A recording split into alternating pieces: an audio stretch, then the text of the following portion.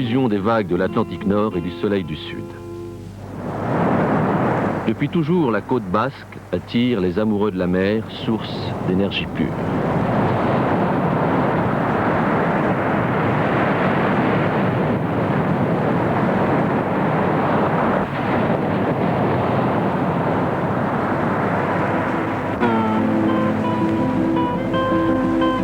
Instinctivement, les touristes viennent y chercher les forces vivifiantes de l'océan et la pureté de l'air marin. Jusqu'en septembre, il reste savourer la quiétude et la sérénité des premiers jours de l'automne.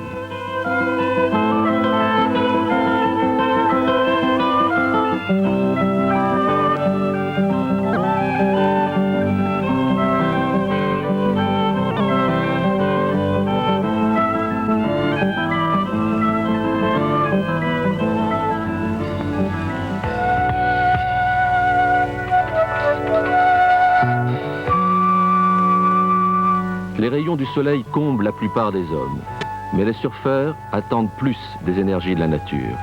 Ils veulent la force du vent et la puissance des vagues.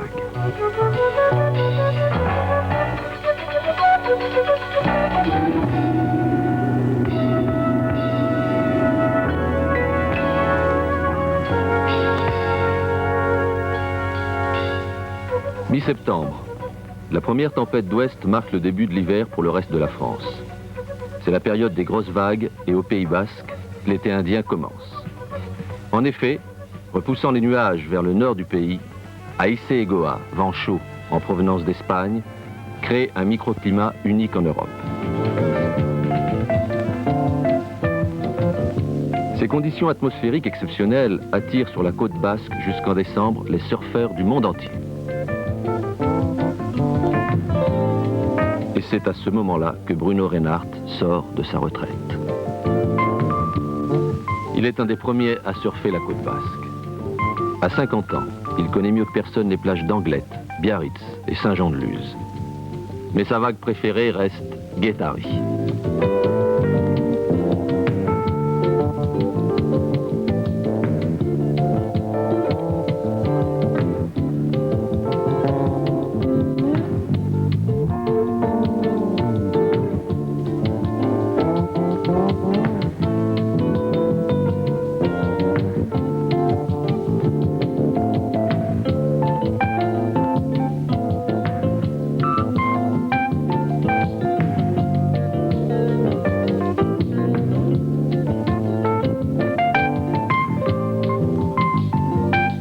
En action avec son fils Christophe.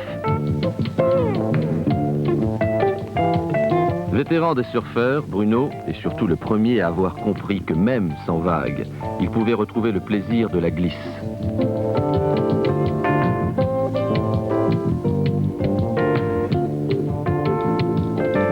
Vent du sud, force 4. Dans la baie de Saint-Jean-de-Luz, le Hobby Cat, créé par un autre surfeur, Hobby Alter, prend toute sa dimension.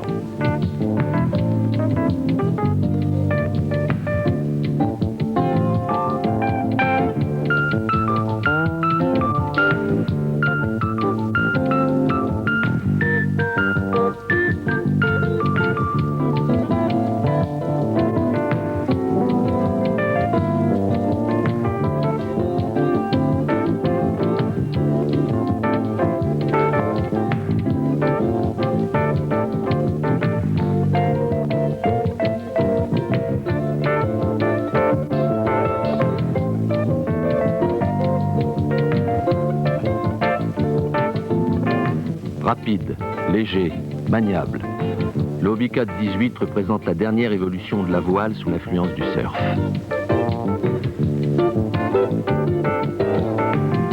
Avec le Hobby Cat et la planche à voile, les sensations du surf sont accessibles à tous et à toutes.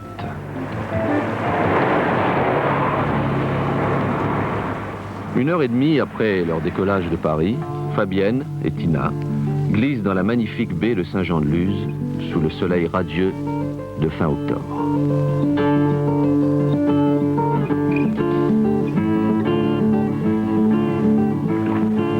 Autant d'outils inventés par les surfeurs pour jouir du vent et de la mer.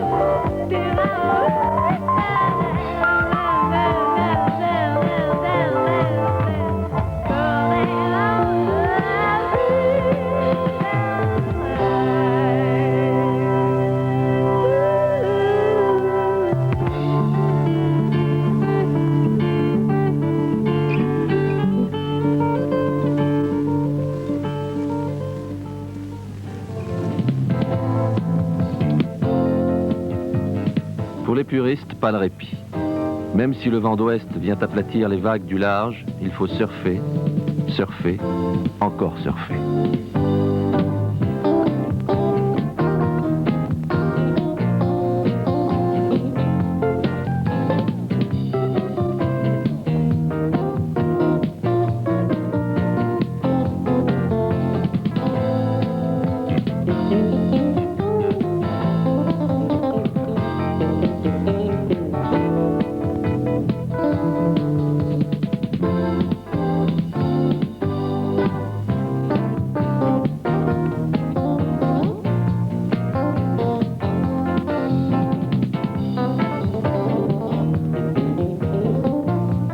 Ne jamais perdre le contact avec la mer, une discipline que s'est imposée Franck Gomis, un de nos meilleurs spécialistes.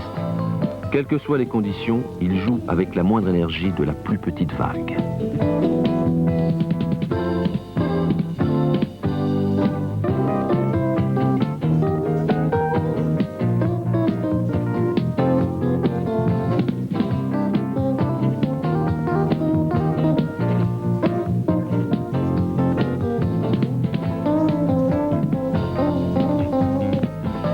Mais en automne, les surfeurs n'attendent pas longtemps les parfaites conditions annoncées par la météo. L'attente, c'est aussi se préparer et affûter son équilibre et son adresse. Au Pays Basque, le frisbee californien fait bon ménage avec la pala.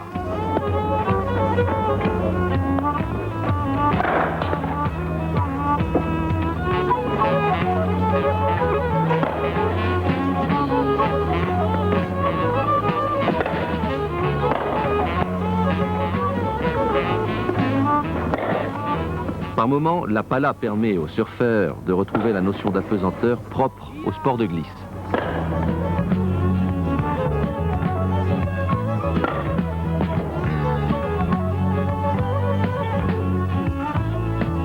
Et un beau jour, ça y est. Le vent du sud souffle et creuse la houle du nord-ouest.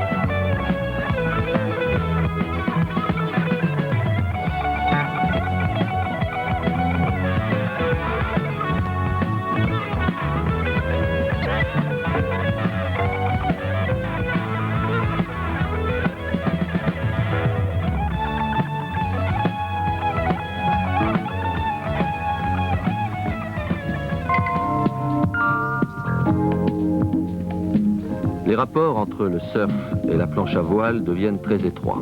Ainsi, Serge Grisman et Boom testent un nouveau prototype créé par Jacques Albert, surfeur shaper à Biarritz.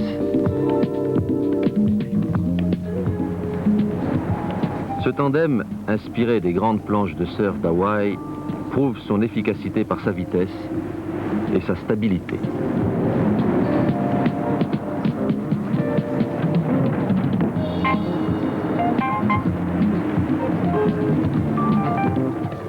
Pour Serge Grisman et Jacques Albert, plus la planche à voile gagne en légèreté et en maniabilité, plus elle se rapproche du surf.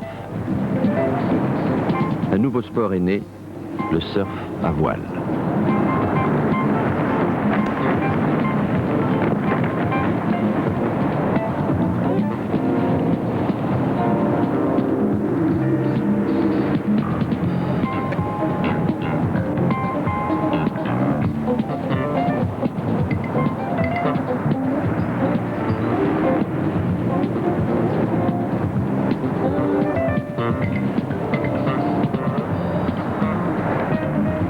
Le temps d'un empannage, Serge redevient un surfeur.